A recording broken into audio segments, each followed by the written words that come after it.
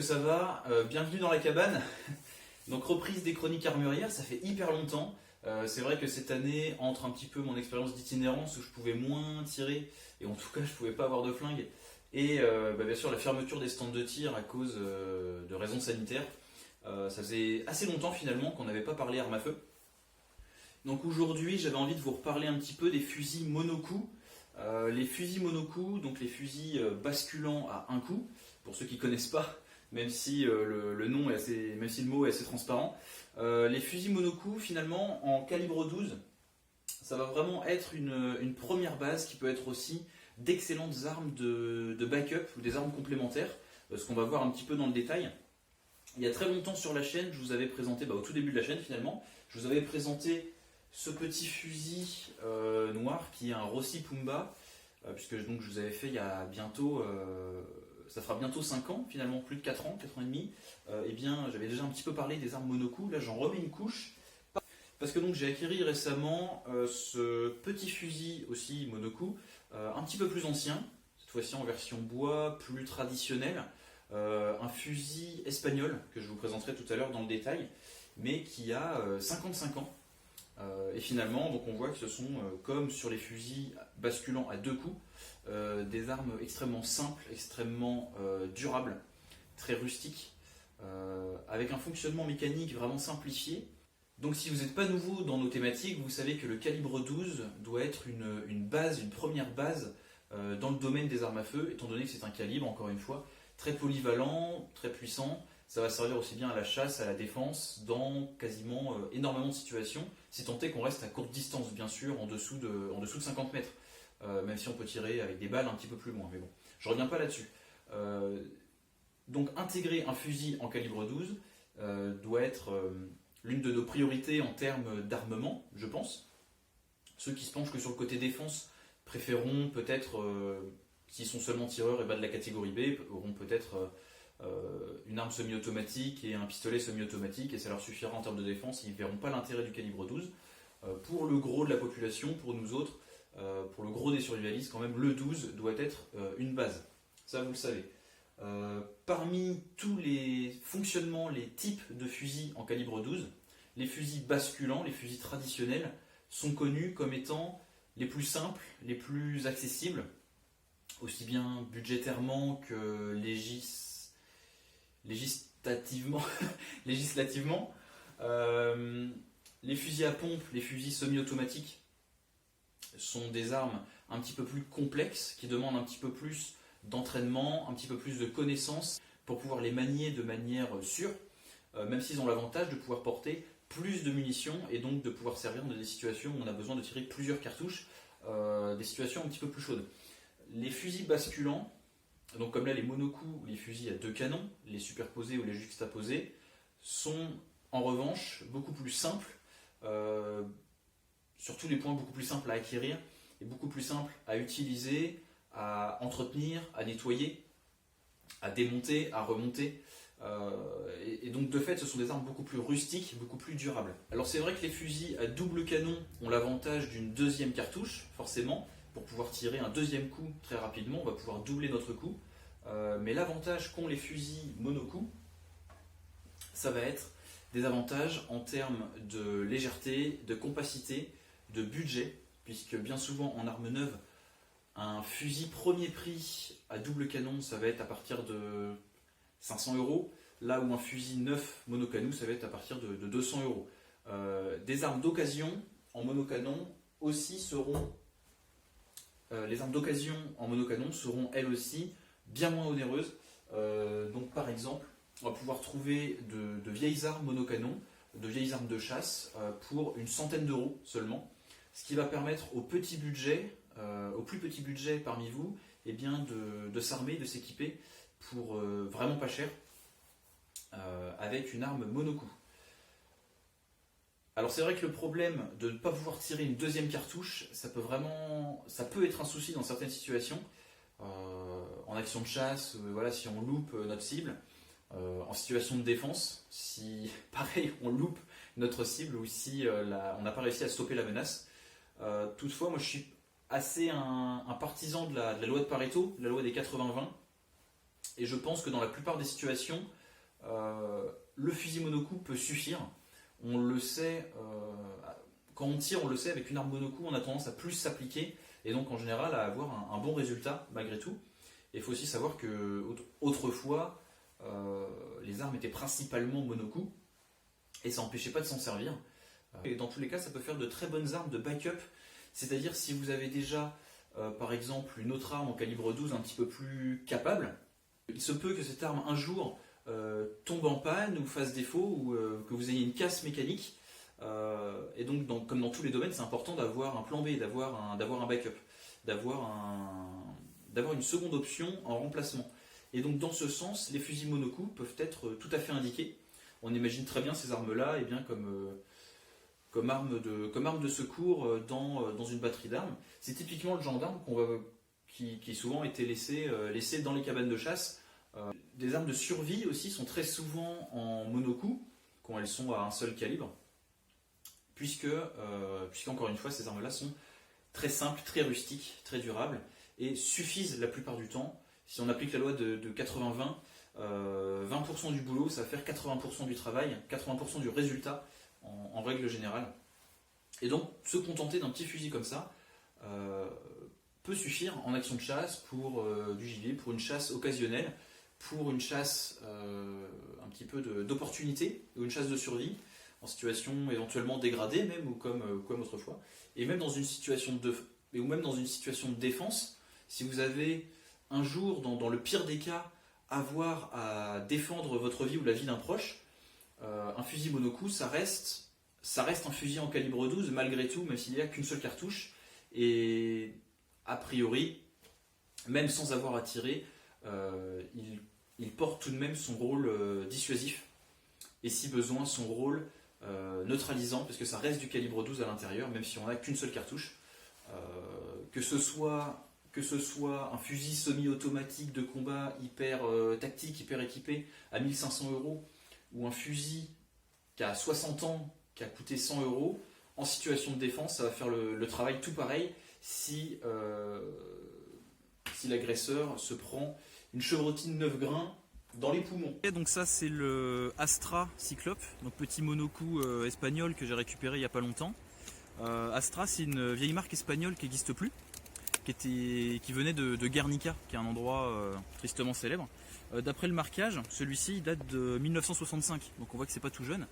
Il a autour d'une cinquantaine d'années quand même, et toujours fonctionnel, toujours aucun souci. Donc il a été pas mal rénové par l'ancien propriétaire, et les propriétaires successifs. Donc de 12,70, il a été rechambré en 12,76, ce qui permet donc de gagner un petit peu plus en polyvalence et en puissance si besoin. Extracteur, chien externe, toujours. Ce qui est sympa sur ce modèle-là, c'est la clé qui est ambidextre, qui s'ouvre dans les deux sens. C'est-à-dire que vous soyez gaucher ou droitier, ou quelle que soit votre préférence, vous allez pouvoir ouvrir le fusil sans problème. Donc ça c'est sympa. Le canon de 70-76, comme c'est souvent le cas, là il a été ramené à 60, avec un petit guidon en fibre optique. 60, c'est un bon compromis pour avoir quelque chose un peu entre deux, à la fois chasse et en même temps un petit peu plus compact pour vraiment pour être dans les fourrés ou en intérieur. Donc ça peut être un bon compromis. La plaque de couche qui a été ajoutée. Donc après une version bois comme ça très traditionnelle. Ce modèle là c'est le Cyclope de chez Astra. Ils ont un petit peu d'humour, Cyclope, parce qu'il a qu'un seul œil forcément. Peut-être que quand on vient de Guernica, c'est bien d'avoir le sens de l'humour. Ce qui est sympa aussi sur ce modèle là, c'est le démontage. C'est la première fois que je vois ça par rapport à la longuesse. On n'a pas de clé, de vis comme sur le Pomba, ou de clé à tirer comme sur d'autres fusils. C'est simplement monté sur ressort et ça tient avec une lame ressort qui tient simplement par emboîtement. Donc ça permet un démontage et un montage hyper rapide, comme sur la plupart des monocoups. On va pouvoir, comme sur les basculants, on va pouvoir mettre ça très rapidement dans son sac ou le mettre en branle très rapidement.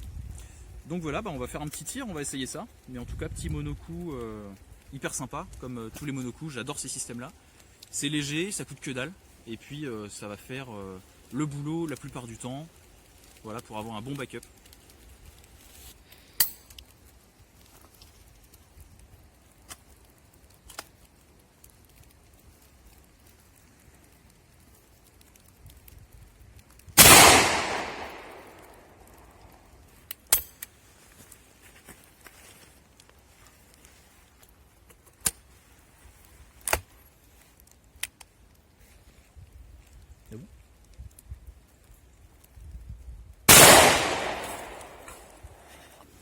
C'est comme ça qu'on fabrique une râpe à fromage ici.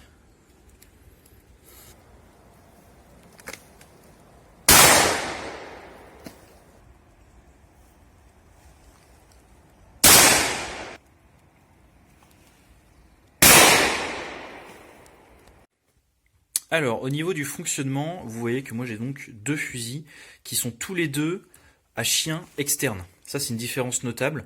Sur les fusils basculants, que ce soit les monocoups ou les juxtaposés, souvent vous allez trouver deux types de platines. Les platines à marteau interne qui s'arment à l'ouverture, c'est-à-dire que quand on ouvre le fusil, ça arme le mécanisme. Et une fois que vous avez chargé, refermé le fusil, vous pressez la queue de détente, le coup part. Et le deuxième type de fonctionnement, donc c'est donc les systèmes à chien externe. Vous chargez le fusil n'est pas prêt à tirer, il va falloir armer le chien avant le tir pour pouvoir faire feu. Donc les deux systèmes existent. L'avantage, moi, que je trouve au système à chien, enfin les avantages, c'est tout d'abord la dissociation des mécanismes. C'est qu'on a de manière dissociée l'ouverture et l'armement. Pareil, ici, lui, il s'ouvre avec un bouton. On a de manière dissociée l'ouverture et l'armement du mécanisme. Donc mécaniquement, le fusil est encore plus simple qu'un système à marteau à marteau interne, à chien interne, un petit peu plus récent technologiquement, historiquement, et donc qui s'arme à l'ouverture. Un système qui s'arme à l'ouverture, pas de souci, il reste très simple, très rustique, mais un système comme ça dissocié l'est encore plus, parce que encore moins technologique, encore plus bourrin et ancien. Le second avantage des chiens externes, c'est qu'ils permettent d'approvisionner l'arme sans qu'elle soit prête à faire feu tout de suite. C'est le défaut que je trouve sur les fusils à chiens internes, que ce soit des monocoups ou des doubles canons. Si on l'approvisionne et qu'on le referme, eh bien l'arme est prête à faire feu. C'est pour ça qu'au permis de chasse, d'ailleurs, on apprend à décharger le fusil pour passer à certains endroits où il y a des passages dangereux, etc. Puisque donc l'arme approvisionnée est toujours prête à faire feu, même si on a une sûreté d'enclencher. Vous voyez que sur ce modèle, on a une sûreté qui vient bloquer la percussion, par exemple. Il y a d'autres fusils qui ont des systèmes de sûreté. Il ne faut jamais faire confiance au système de sûreté des armes à feu. Votre seule sécurité, c'est de respecter les 4 règles de sécurité. Et donc, de fait, l'arme est toujours considérée comme étant prête à faire feu. Et votre doigt doit toujours être à l'extérieur de la queue de détente. Petit rappel, mais effectivement, c'est la seule sécurité valable. Donc le défaut avec les fusils qui s'arment à l'interne, c'est que si vous l'approvisionnez, il est prêt à faire feu. Les fusils à chien externe permettent d'être approvisionnés en toute sécurité et donc de l'armer au dernier moment. C'est-à-dire quand on va prendre sa visée, on l'arme, on vise, on tire. Et donc l'arme non armée est relativement sécurisante, puisque même si le fusil se casse la gueule, le coup ne partira pas. Si vous pressez la queue de détente, le coup ne partira pas. Et donc je trouve personnellement qu'on gagne en sécurité, même si on perd un petit peu de temps, ce qui dans certaines situations peut être un petit peu handicapant. D'où l'intérêt qu'il soit approvisionné à l'avance, par exemple en chasse de survie, je parle bien de situations dégradées, et on va pouvoir l'armer au dernier moment, quand on va vouloir faire feu, ce qui en plus est relativement discret, limite le bruit et la manipulation, parce que si on approvisionne notre arme au dernier moment, eh bien on pourrait faire du bruit, et en tout cas bouger. Au niveau des bascules, encore une fois, on a une arme monocoup, donc qui va faire le boulot la plupart du temps, une arme de backup, mais c'est vrai qu'on a une cadence de tir qui est vraiment ralentie par sa simple cartouche, parce qu'à chaque cartouche, il va falloir réapprovisionner l'arme, évidemment. D'où l'importance d'avoir une arme avec une bascule très souple. C'est le cas ici sur le Rossi Pumba, grâce à l'ouverture à bouton poussoir et à une bascule pas trop serrée. Au niveau des types de systèmes d'ouverture, donc le classique c'est la clé d'ouverture qui est à basculer sur les côtés, comme sur les fusils à double canon. Le Pumba a un système à bouton, comme sur les fusils américains HR. Ce qui permet d'avoir une bascule très souple par rapport à d'autres systèmes, c'est-à-dire que simplement en appuyant sur le bouton, le fusil s'ouvre. La bascule est vraiment très souple sur ce fusil, ce qui permet de gagner du temps au rechargement. On n'a pas à forcer avec les deux mains pour ouvrir le fusil, comme sur des fusils traditionnels, comme sur les Baikal, qui ont une bascule vraiment très serrée. Là, le Rossi a lui une bascule très souple, et donc très facilement on peut ouvrir et charger, puisque donc il va éjecter la cartouche tirée avec son éjecteur. on va pouvoir réapprovisionner et repartir pour le coup suivant, ce qui est donc très sympathique. Entre chaque coup, on va pouvoir, le temps d'aller chercher une autre cartouche, ouvrir et éjecter automatiquement, d'où l'importance aussi d'avoir des armes à éjecteur. C'est le cas ici sur ces deux fusils. Donc bascule toute souple et éjecteur, on gagne du temps au rechargement. Ça va être aussi un critère de choix important si vous voulez un monocoup. À mon sens personnel, à chaque cartouche, on va pouvoir éjecter, réapprovisionner, fermer, viser, et ainsi de suite. Éjecter, réapprovisionner, voilà, on gagne du temps. Avec un fusil qui a une bascule très serrée, comme c'est le cas sur les Baïkal, en plus de l'ouvrir, il va falloir forcer avec la deuxième main pour vraiment l'ouvrir. Si en plus votre arme n'a pas un éjecteur mais il y a seulement un extracteur, il va falloir enlever l'étui vide pour le jeter et ensuite aller chercher la cartouche suivante et réapprovisionner. On perd vraiment du temps, ce qui est handicapant déjà qu'on a un monocoup. C'est évidemment le gros défaut là-dessus.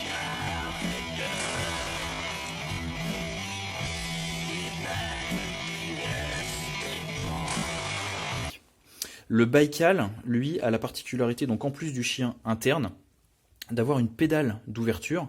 Et donc pour ouvrir, il faudra venir déverrouiller en pressant cette pédale. Il y a donc une grosse pédale qui est montée ici sur le pontet. Alors pourquoi ils ont fait ça ?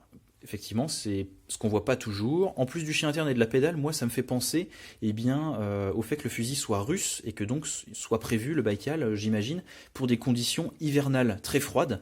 Le fait d'avoir une grosse pédale permet de l'ouvrir avec les gants, et le fait d'avoir un fusil à éjecteur et à armement interne, on évite d'avoir un chien, un petit bouton, et donc on limite les manipulations, je pense, dans les conditions hivernales où on manque de dextérité. On a simplement à ouvrir le fusil avec ses gros gants, de mettre une cartouche dedans avec ses gros gants, de refermer le fusil avec ses gros gants, et le fusil est prêt à faire feu. On n'a pas de chien à armer. Donc effectivement, si vous êtes dans des conditions hivernales, voilà, dans l'hémisphère nord, j'imagine la Russie, le Canada, le nord des États-Unis, le nord de l'Europe, peut-être qu'un Baïkal sera préféré pour ce petit détail-là. Alors au niveau des longueurs de canon, vous savez que d'origine, la plupart des fusils de chasse sont autour de canons de 71 cm, ça va être un petit peu un standard. Donc c'est-à-dire 10 cm de plus que ça. Sur des monocoups, ça fait vraiment canne à pêche esthétiquement. Mais c'est vrai que des canons 71, donc c'est ce qu'utilisent la plupart des chasseurs, ça va être une longueur qui va permettre d'utiliser pleinement le calibre 12, un petit peu toutes les distances, tous les types de chasse. C'est même ce qu'on va pouvoir utiliser par exemple au ball trap. Voilà, si on fait de la plume, on va pouvoir faire vraiment un petit peu tout. Le défaut, c'est que forcément une arme avec un canon plus long, eh bien, va être plus encombrante, un petit peu plus lourde, un petit peu plus longue, donc un peu moins pratique à transporter et surtout à dissimuler. Donc ces deux canons-là, ces deux armes-là ont été raccourcies. Le Rossi Pumba a un canon là de 51. 51 cm de canon pour du calibre 12, ça se voit assez régulièrement. C'est souvent la taille qu'on va trouver sur différents types de fusils. Par exemple les fusils de track, les fusils de chasseurs qui vont faire de la battue, qui vont faire du sanglier, qui vont tirer principalement de la balle, donc des balles à gros gibier en calibre 12. 50 cm c'est suffisant pour tirer de la balle. Surtout ça permet d'avoir un fusil beaucoup plus court, beaucoup plus compact pour les milieux confinés, pour les milieux un petit peu fermés. Donc par exemple pour les chasseurs ça va être pour les trackers, pour être dans les fourrés, pour être dans les kékés, dans des milieux où il y a beaucoup de végétation et où avoir un fusil très long serait très handicapant. 51 cm c'est largement suffisant pour tirer à de courtes distances. C'est un fusil qui est vraiment destiné à de la courte distance, où on est à moins de 25 mètres, 30 mètres, 40 mètres selon ce qu'on tire. On va pouvoir tirer des balles à 50 mètres sans souci, si besoin. 51 cm c'est aussi la longueur des fusils, par exemple Coach Gun, donc les fusils juxtaposés typiques Far West, donc deux canons juxtaposés à chien.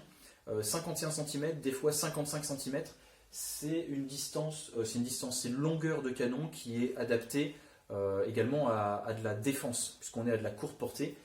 Encore une fois, ça permet d'avoir une arme courte pour des courtes distances et pour des milieux confinés, donc par exemple en intérieur.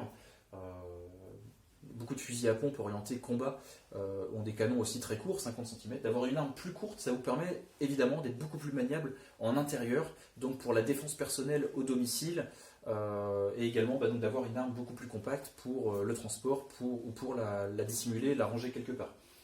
L'autre, le Astra, lui a été ramené par son ancien propriétaire, que je salue et remercie, à 60 cm. Donc vous voyez qu'on est, 61 cm, donc vous voyez qu'on est exactement entre 51 cm et 71 cm. Donc c'est vraiment un compromis qui va être un petit peu à tout faire. C'est-à-dire que le fusil va être suffisant pour éventuellement de la petite chasse. On va pouvoir tirer un petit peu plus loin qu'avec un canon court, sans avoir une arme trop encombrante, trop canne à pêche pour des milieux un petit peu plus confinés. Donc 60 cm, ça peut être un bon compromis. Après, c'est une question d'esthétique et de goût personnel aussi. Là, avec un fusil de 50 cm, avec un canon de 51 cm, au moins j'ai une longueur de canon qui fait la taille de la crosse. Donc là, vous voyez bien sûr la compacité de l'arme une fois démontée. Bien sûr, c'est l'un des premiers avantages de ces systèmes-là, de ces fusils monocoup. La compacité, la légèreté une fois démontés. Comme les fusils basculants, on peut les démonter, mais c'est vrai que d'avoir un système monocoup et en plus là, en l'occurrence avec des canons raccourcis, on se retrouve avec vraiment un tout petit paquet qui va faire, voilà, par exemple seulement 50 cm, la taille du canon. Et donc dans le sac à dos, ça va vraiment pouvoir trouver sa place très facilement. Ce qui fait que finalement, c'est peut-être l'un des meilleurs systèmes en backup, par exemple dans un kit de survie, dans une caisse décentralisée, dans un sac d'évacuation de niveau 2, de niveau 3, ou dans un sac Inch, dans un sac vraiment fin du monde. Ces fusils-là, eh bien, finalement, permettent d'avoir dans son kit mobile une arme de calibre 12, ce qui est bien plus difficilement faisable, par exemple, qu'avec un pompe ou qu'avec un semi-auto, pour donner l'exemple les plus compliqués. Si vous prenez un vieux fusil d'occasion, un vieux fusil européen, qu'il soit français ou autre, par exemple un vieux de Saint-Étienne, il faudra faire vraiment attention au calibre. Moi, ce que je vous conseille vraiment sur tous nos calibres 12, quelle que soit la plateforme, c'est d'avoir bien sûr des calibres 12, chambré Magnum, chambré 76. Aujourd'hui, c'est ce qui se fait sur la plupart des fusils neufs. Ça nous permet un petit peu plus de polyvalence parce que donc un fusil chambré Magnum ou chambré Super Magnum, même 12,89, va pouvoir vraiment accepter toutes les munitions, quelle que soit leur taille, quel que soit leur chambrage. Sur des fusils un petit peu anciens, c'est possible que vous soyez seulement sur du 12,70, ce qui n'est pas trop handicapant, c'est vraiment un standard. La plupart des munitions en calibre 12 sont en 12,70. Mais si vous tombez sur un 12,67, sur un 12,65, déjà ça sera encore plus handicapant. La chambre est trop courte par rapport au standard d'aujourd'hui. Et après, si c'est un calibre 16 ou d'autres calibres anciens, là, oubliez, c'est vraiment des calibres trop obsolètes, trop anciens, qu'on trouve encore, mais qui ne seront pas du tout avantageux en termes de puissance et en termes de coût d'achat. Le calibre 12 est bien plus capable, polyvalent et surtout bon marché, puisque plus répandu aujourd'hui. Le 12, c'est vraiment le standard aujourd'hui. Si vous allez vers un vieux fusil comme ça, évitez tout ce qui n'est pas, à mon sens, en 12,70 minimum. Celui-ci, j'ai de la chance, a été rechambré même en 12,76. La chambre a été un petit peu réalisée de 6 mm. Donc il est chambré Magnum maintenant et accepte tout. Si vous allez vers les fusils neufs, il y a plusieurs marques disponibles. Ce qu'on va trouver le plus souvent, ça va être les Baikal, bien sûr. Ça va être le fusil, par exemple, de beaucoup d'entre vous, mais aussi donc d'Argos, qu'on salue. Le Baikal, donc fusil russe, vraiment réputé, cette marque, si vous ne connaissez pas. Vraiment en termes de rusticité, de durabilité, c'est hyper costaud. C'est russe, ça a été gravé au ciseau à bois, construit à la forge et à la masse, au marteau et à la faucille. Donc des fusils, des Baikal hyper costauds, hyper durables et très très bon marché. Personnellement, j'ai pas choisi un Baikal parce que je voulais vraiment un fusil à chien externe pour ses avantages. Le Baikal est à chien interne. En fusil donc disponible, ce qui est le cas ici, c'est également ce qu'on va pouvoir un petit peu trouver une fois de temps en temps, ça va être les Rossi, donc qui sont brésiliens, qui sont grandement inspirés au niveau de la platine des fusils américains HR, Harrison et Richardson. Les Rossi, donc vraiment fusil premier prix, aussi très très costaud, très rustique. On se rapproche, c'est vraiment équivalent en termes de rusticité à un Baikal. Ceci près, donc c'est des fusils aussi vraiment taillés pour aller dans la jungle. C'est vraiment des fusils utilitaires qu'on peut abandonner dans la cabane de chasse ou dans la barque. Là en version cross polymère, ce que je vous conseille vraiment pour un fusil de survie, pour un fusil de backup, un fusil survivaliste. Avoir une crosse en polymère, ça permet que l'arme soit plus légère déjà, ça permet que la crosse soit creuse pour éventuellement stocker munitions, de quoi nettoyer l'arme, de quoi entretenir l'arme, ou éventuellement un petit kit de survie dans la crosse.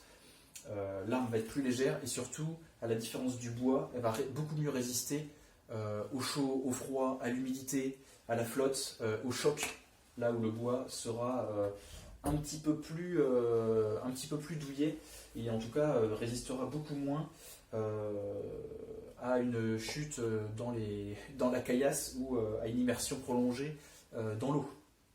Bien sûr, le bois ne va pas du tout aimer ça.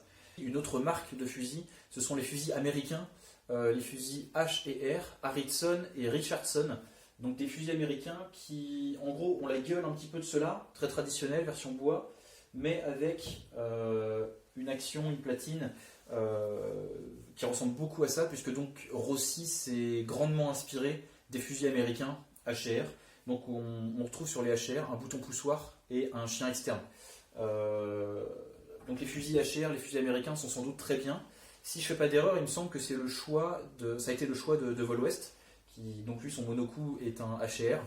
Le problème chez nous en Europe, c'est qu'ils vont être assez difficiles à trouver, et si on en trouve, assez onéreux.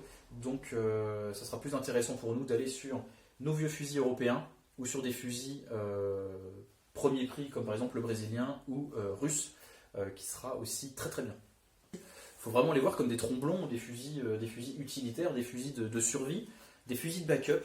Il y a une seule cartouche, c'est leur force mais aussi leur faiblesse dans certaines situations. Mais encore une fois, loi de Pareto, 80-20, ça fait le boulot pour une centaine d'euros. Ce qui permet donc, ça va être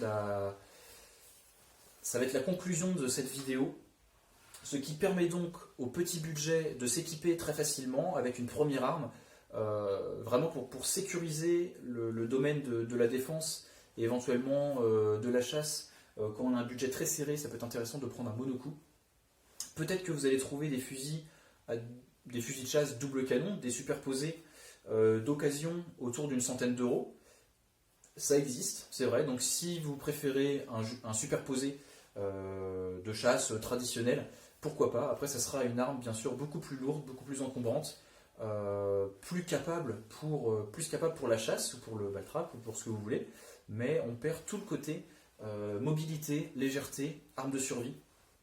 Et arme de backup, ça va être aussi la destination toute trouvée de ces fusils-là, d'avoir un second fusil vraiment à pas cher en remplacement de votre 12 principal, si éventuellement vous avez déjà un 12 un petit peu plus capable, si vous avez un pompe de combat parce que vous êtes branché combat, si vous avez un semi-auto, si vous avez un super fusil superposé pour la chasse ou pour le ball-trap, avoir un second fusil monocoup à pas cher dans votre batterie d'armes, ça peut, je pense, faire un backup vraiment intéressant pour le prix et pour leur rusticité. C'est des fusils qui, comme celui-ci, va pouvoir durer des décennies si c'est bien entretenu, sans problème. Peut-être que vous pourrez le transmettre à vos enfants ou à vos petits-enfants, comme ça s'est fait jusqu'à maintenant avec le fameux fusil de chasse du grand-père, comme on dit.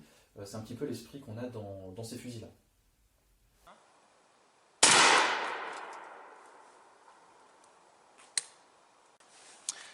Donc, pas de soucis les gars, bonne percussion, un beau nuage de fumée, c'est ce qu'on aime. Donc voilà pour cette petite vidéo sur les fusils monocoup. J'espère vous avoir convaincu de leur intérêt, hein. Vu le petit prix, souvent ce serait dommage de s'en passer. Vu leur intérêt, clairement, en termes d'armes de secours, d'armes de backup, d'armes de survie, qu'on va pouvoir démonter, dissimuler, mettre en prévision dans un sac d'évacuation de niveau 2, de niveau 3, dans un kit de survie, un kit décentralisé, voire pour certaines situations, vraiment le fusil de survie à tout faire, le tromblon, suffisamment polyvalent et capable pour la plupart des situations, ou encore une fois comme première arme pour quelqu'un qui n'aurait vraiment pas du tout de budget. Avec 100 euros seulement, vous allez pouvoir avoir un calibre 12 qui fera le boulot dans la plupart des situations. Normalement, vous n'allez pas avoir besoin d'un autre type de fusil, qui seront peut-être un petit peu plus capables, mais le monocoup fera le travail, clairement, à mon sens. Donc voilà, bah écoutez, prenez soin de vous, bon tir à tous, et je vous souhaite une bonne continuation. Prenez soin de vous et à très bientôt sur la chaîne. Salut!